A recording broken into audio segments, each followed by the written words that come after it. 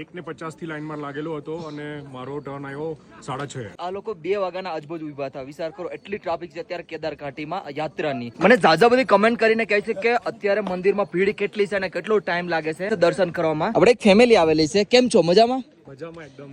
આપણે ક્યાંના છો?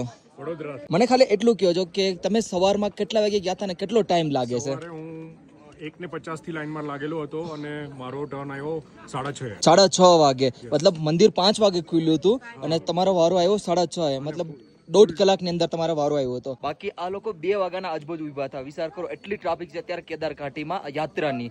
કેવા રહ્યા દર્શન? મસ્ત, એકદમ સરસ દર્શન થઈ બહુ મસ્ત થયા ને. અને આપણે ક્યાંના છો? અમદાવાદના. એક સેકન્ડ જોજો ખચર આવે. ભાઈજી સાથ મેં રહે. હા, હું અમદાવાદનો છું. અરે તમે અમદાવાદના છો? તમારી રીલ જોઈએ છે. અચ્છા, thank you so much. Thank you. બહુ સારો છે, એ જોઈને જ આવ્યા. अच्छा, जय श्री केदार भाई, कैसे हो? बढ़िया. अरे वाह भाई वाह. जय श्री केदार. जय श्री केदार. अरे दर्शन हो गए सबके? अरे वाह भाई वाह. सबके हो गया ना? बेटा આપનું નામ શું છે? પર્વ. અરે દર્શન થઈ ગયા?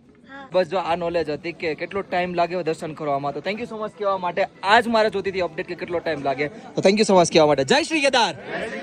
બાકી અત્યારે સમયની વાત કરું તો 11:40 થઈ ગઈ છે ને કેદાર ઘાટીમાં છે ને યાત્રા જો આવી રીતે કંઈક છે.